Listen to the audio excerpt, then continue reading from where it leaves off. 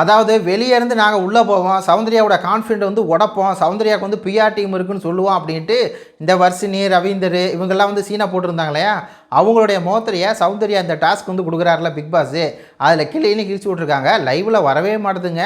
இப்போ எபிசோடில் வந்துருக்கு, அதை பார்த்து நம்ம வந்து பேசுகிறோம். அதாவது ஃபஸ்ட்டு இந்த ரவீந்தர் அவர்களுக்கு என்னம்மா சொன்னாங்க, நீங்கள் உள்ளே வாங்க, எப்படியும் வந்து ஒன்றும் பண்ண போகிறதில்ல அப்படின்னு.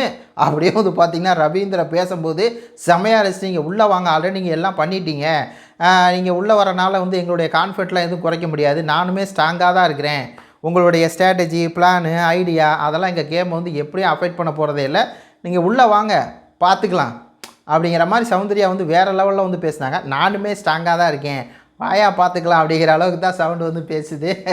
ஆல்ரெடி நீங்கள் வந்து ஸ்ட்ராட்டஜி அப்படிங்கிற மாதிரி நிறையா வந்து பண்ணிட்டீங்க, அப்போ எனக்கு புரியலை, ஆனால் இப்போ நான் ஸ்ட்ராங்காக தெளிவாக இருக்கேன், பார்க்கலாம் நீங்கள் வந்து என்னத்தை பண்ண போகிறீங்க அப்படிங்கிற மாதிரி வச்சு அவங்க பேச்சே இந்த இடத்துல வந்து ஒரு வித்தியாசமாக இருந்துச்சு, ஒரு எதுகை மோனையோடு இருந்துச்சு அப்படின்னு தான் சொல்லணும். அதுக்கப்புறம் வந்து நம்ம வர்ஷினிக்கு வந்து என்னம்மா சொன்னாங்க, இப்போவாச்சும் பிக் பாஸ் என்னென்னு பார்த்துட்டு வரீங்களா அப்படின்னு சொல்லி.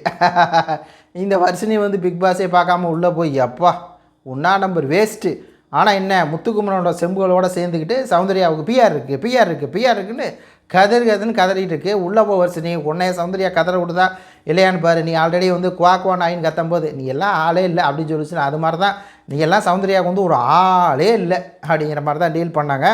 அதுக்கப்புறம் ஆர்னவ் நீங்கள் நல்லவர் தானே, ஆர்னவுக்கு அருண்ட்டாங்க, அது ஒரு காமெடியாக வந்து பார்த்திங்கன்னா அங்கே போயிட்டு இருந்துச்சு. அதுக்கப்புறம் சாச்சனா உனக்கு விளையாடவும் தெரியாது, சும்மா உட்காருன்னு சொன்னால் கேட்கவும் மாட்டேன், பேய் குழந்தை உள்ளே போய் அது என்ன பேச போகுது சாச்சனாட்டன்னு பார்க்குறதுக்கு எத்தனை பேர் ஆவலாக இருக்கீங்க.